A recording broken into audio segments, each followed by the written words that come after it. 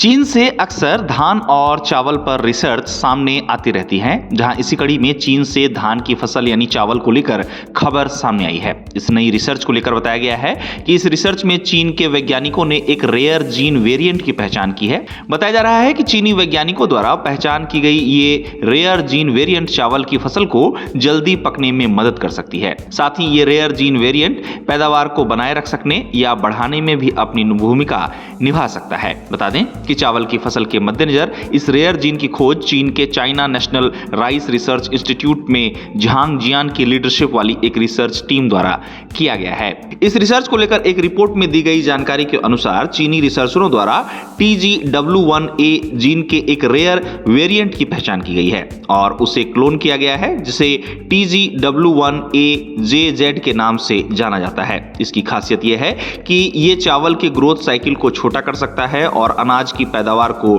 बढ़ा सकता है। अब ताजा रिसर्च के मुताबिक ये जीन एक फ्लोरोजिन जैसा प्रोटीन एनकोड करता है जो चावल के पौधों में फूल आने को बढ़ावा देता है। साथ ही इसके नाइट्रोजन सिग्नल पर रिस्पॉन्ड करने की भी बात कही गई है और ये धान के पौधों द्वारा नाइट्रोजन के एब्जॉर्बेशन और इस्तेमाल को बेहतर बनाता है, ऐसा बताया जा रहा है। रिसर्चरों का मानना है कि यह खोज खासकर दक्षिणी चीन के धान के खेतों को अधिक फायदा पहुंचा सकती है, जहां किसान मल्टीपल क्रॉपिंग सिस्टम का इस्तेमाल करते देखे जाते हैं। वैज्ञानिकों का कहना है कि कुछ इलाकों में एक ही साल में चावल की 2 फसलें उगाई जा सकती हैं, जिससे एक फसल की कटाई और अगली फसल लगाने के बीच कम समय बचता है। साथ ही रिसर्चर्स का मानना है कि ग्रोथ साइकिल को कई दिन छोटा करने से खेती की जमीन का बेहतर इस्तेमाल करने में मदद मिल सकती है और किसान बढ़ते मौसम में और फसल लगा सकते हैं। बता दें कि चीनी रिसर्चरों ने पहचाने गए जीन का इस्तेमाल करके चावल की कई बेहतर किस्में डेवलप की हैं, जहां बताया जा रहा है कि ये 3 से 8 दिन पहले पक जाते हैं और 4 से 11% ज्यादा पैदावार देते हैं। साथ ही कहा जा रहा है कि इस जेनेटिक रिसोर्स का इस्तेमाल चावल की अलग अलग किस्मों पर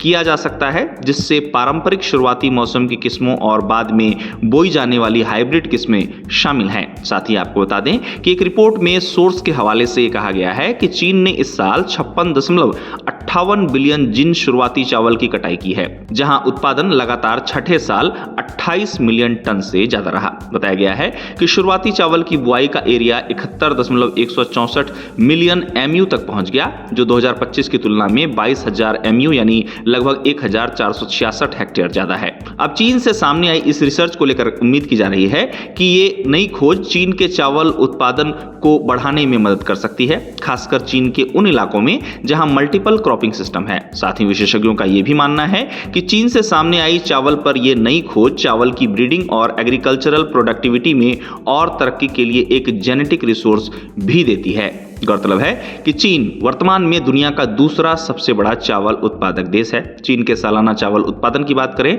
तो चीन द्वारा सालाना लगभग 145 से 200 मिलियन मीट्रिक टन चावल का उत्पादन देखने को मिलता है। चावल के उत्पादन के साथ ही चीन द्वारा चावल का निर्यात भी कई देशों को किया जाता है, जहां इसमें मुख्य रूप से दक्षिण कोरिया, तुर्की, Japan, Papua New Guinea, Philippines, मिस्र और संयुक्त राज्य अमेरिका जैसे देशों का नाम शामिल है। हालांकि चीन दुनिया का इस समय दूसरा सबसे बड़ा चावल उत्पादक देश है, पर चीन द्वारा चावल का आयात भी कई देशों से होता है, जिसमें Myanmar, Vietnam, Thailand, Pakistan, Cambodia और भारत जैसे देशों का नाम आता है। बता दें कि चीन जहां म्यांमार से पैराबॉइल्ड चावल का आयात करता है, तो वहीं चीन थाईलैंड से सुगंधित चावल और भारत तथा पाकिस्तान से नॉन बासमती चावल मंगाता है। बता दें कि भारत ने हाल ही में चीन को चावल उत्पादन के क्षेत्र में पछाड़कर दुनिया के सबसे बड़े चावल उत्पादक देश बनने में सफलता पाई है। अब चीन से सामने आई ये खोज क्या चीन के चावल उत्पादन में मदद कर पाएगी या फिर इससे चीन के चावल उत्पादन में कितनी बढ़ोतरी हो पाएगी, ये तो आने वाले समय में ही पता चल पाएगा। लेकिन फिलहाल चीनी रिसर्चर द्वारा की गई ये खोज